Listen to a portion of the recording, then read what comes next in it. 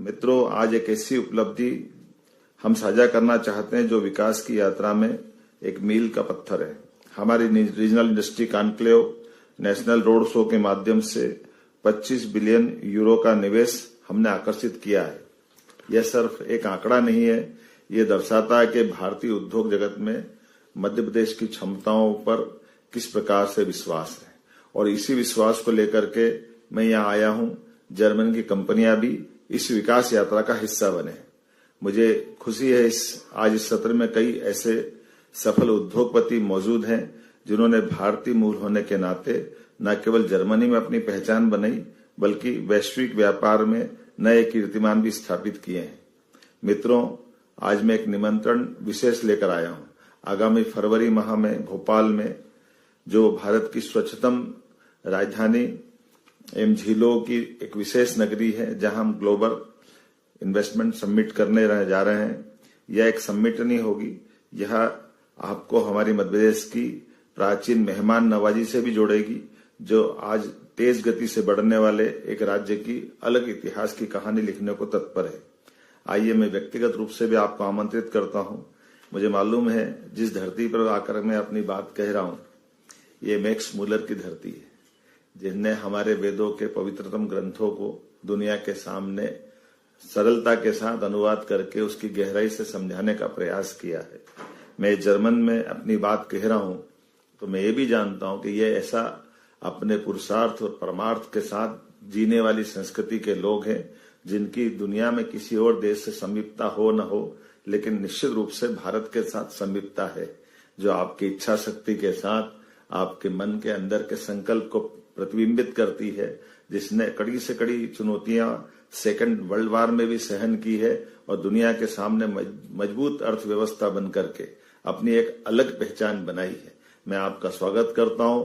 आपके अंदर की जीवटता का भी और संसार में आगे बढ़ने के लिए भारत और जर्मनी को दोनों के लिए समान अवसर उपलब्ध है।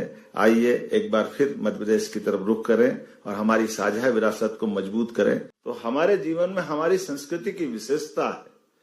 जब हम आज अपने देश से चल करके बाहर आते हैं तो हमारे बीच में उन संस्कारों की वो लंबी परंपरा भी आती, उन विचारों की वो श्रृंखला भी आती, वो संस्कृति भी आती, जिसके कारण से हम दुनिया में सबसे अलग करके जाने जाते हैं।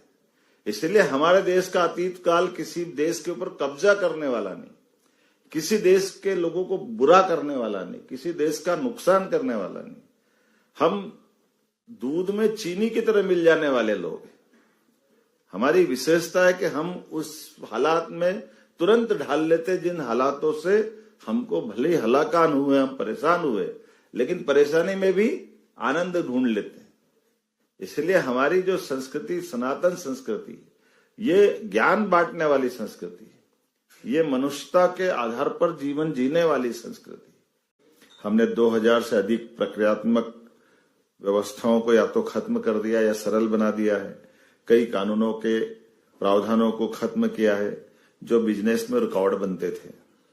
इसका आशय साफ है, निवेशकों को कानूनी जटिलताओं से नहीं, अपने व्यवसाय में मदद करने से बात बनती है। यही कारण है कि हमें भारत सरकार ने बिजनेस स्थापना करने वाले राज्यों में पुरस्कार देकर कई बार अग्रिम पंक्ति में स्थापित किया है। मुख्यमंत्री कार्यालय में हमारी विशेष टीम निवेशकों के लिए समर्पित है।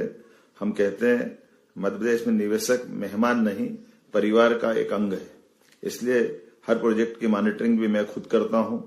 आज निर्णय लें और कल से अपना प्लान चालू करें। उद्योग और व्यवसाय जगत में भी हमारे संबंध बहुत मजबूत हैं। हमने इन संबंधों को निभाया भी है। यूरोप के सभी देशों से अगर तुलना की जाए तो जर्मनी मध्य प्रदेश में सबसे ज्यादा निवेश करने वाला देश है। मेरा जर्मनी दौरा इन संबंधों को और मजबूत करने की दिशा में एक कदम है। आज मैं यहाँ एक स्पष्ट उद्देश्य के साथ आया हूँ। हम जर्मनी के साथ एक नई तरह की साझेदारी चाहते हैं। साझेदारी जो केवल व्यापार तक सीमित न हो।